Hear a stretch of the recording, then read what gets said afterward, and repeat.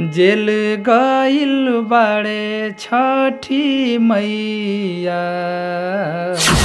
भैया मनीष पत्रकार। मनीष कश्यप हम लोगों का भाई है, बिहार के लोगों का सच्चाई है और बिहार के गरीबों दलितों अकलियतों की बड़ाई है।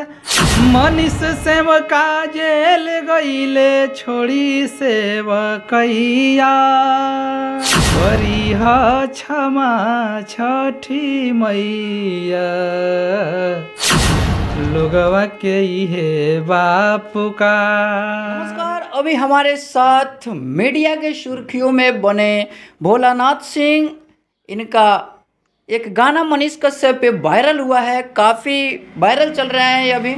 जब से मनीष कश्यप अपना सरेंडर दिए हैं जगदीशपुर ओपी थाना में और उनका घर का कुर्की हुआ है, तब से लगातार सोशल मीडिया पे ट्रेंड कर रहा है। मनीष कश्यप को रिहा कीजिए, मनीष कश्यप को रिहा कीजिए। जनता आंदोलन कर रही है और जिसका पहुंच जहां तक है वहां तक प्रयास कर रहे हैं कि हम मनीष कश्यप की रिहाई के लिए कुछ करें।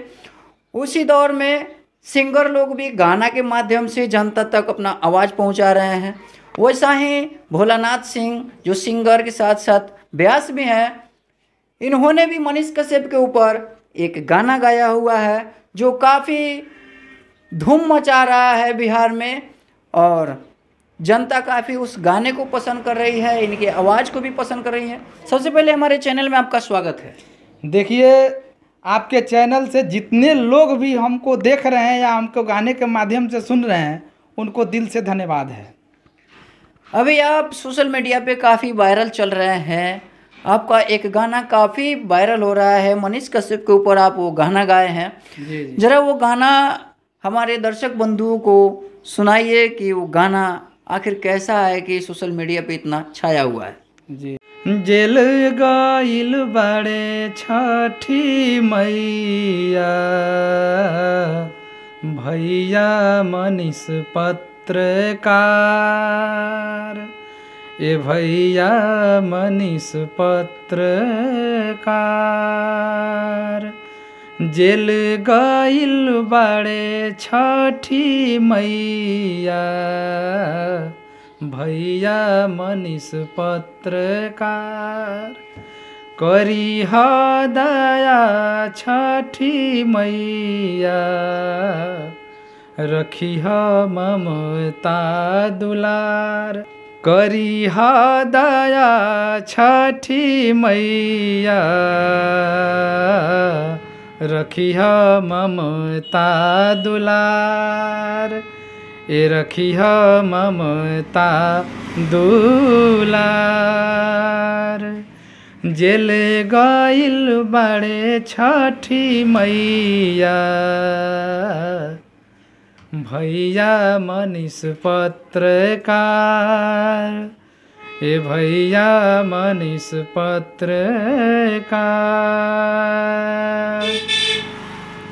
मनीष सेवका जेल गईले छोड़ी सेवकैया फेरी दी नजरिया मैया लई के बलैया। मनीष सेवका जेल गईले छोड़ी सेवकैया फेर दी नजरिया मैया लेई के बलैया करी ह क्षमा छठी मैया लोगवा के इहे बापुकार हो लोगवा के इहे पुकार। जेल गइल बाड़े छठी मैया भैया मनीष पत्रकार, ए भैया मनीष पत्रकार।